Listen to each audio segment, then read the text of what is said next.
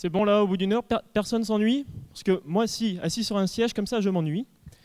Mais ça pourrait être pire. Je pourrais passer 8 heures dans un avion sur un siège pour faire le trajet Paris-New York. Et bien, mon but, c'est de réduire ce temps en améliorant la performance des moteurs d'avion. Alors, généralement, les moteurs d'avion, c'est des moteurs thermiques. C'est-à-dire que si tu veux augmenter leur performance, tu es obligé d'augmenter la température à laquelle ils fonctionnent. C'est un peu comme quand tu vas courir. Si tu veux aller plus vite, tu vas avoir beaucoup plus chaud. Le problème avec les moteurs d'avion actuellement, c'est qu'ils sont faits en métaux. Et le métal, au-delà d'une certaine température, eh bien, ça devient mou, ça fond. D'ailleurs, quand tu te fais un gratin de pommes de terre chez toi, c'est pas en plein métal souvent que tu vas mettre au four. C'est un plat en céramique. Parce que la céramique, ça tient bien en température. La céramique, c'est bien. Ça a toutefois un petit inconvénient. Ton plat en céramique, tu le prends, tu le jettes par terre, il se casse. La céramique, c'est fragile. Imagine, tu viens me voir, tu me fais ouais, Anthony, j'aimerais bien prendre ton avion super rapide pour aller voir Justin Bieber en concert à New York. Bah tiens, Kevin, prends les clés et fonce.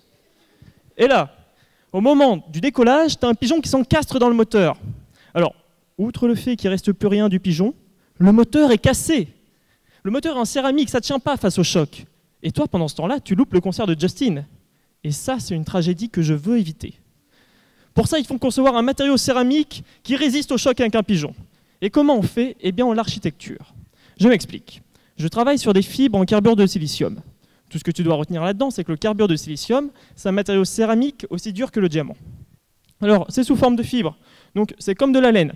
Je peux le tresser, en faire des tissus, comme les vêtements. Et même, j'empile les couches de tissus les uns sur les autres. Et ensuite, je les relie les unes aux autres. Comme ça, j'obtiens un matériau 3D, textile, céramique. Alors, c'est du textile, hein, donc c'est comme ce que je porte aujourd'hui. Si tu me renverses un verre de bière dessus, ça va passer au travers. C'est poreux, le textile.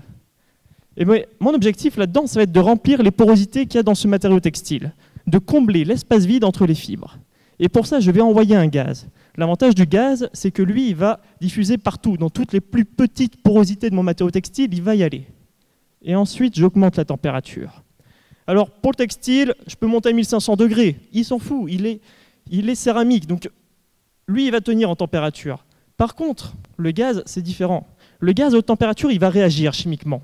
Et il va former un dépôt solide. Eh bien, j'essaie de trouver la bonne température et le bon gaz, de façon à ce que ce solide qui me dépose, ça soit du carbone et du silicium, un matériau céramique. Et comme ça, j'obtiens un matériau dense céramique.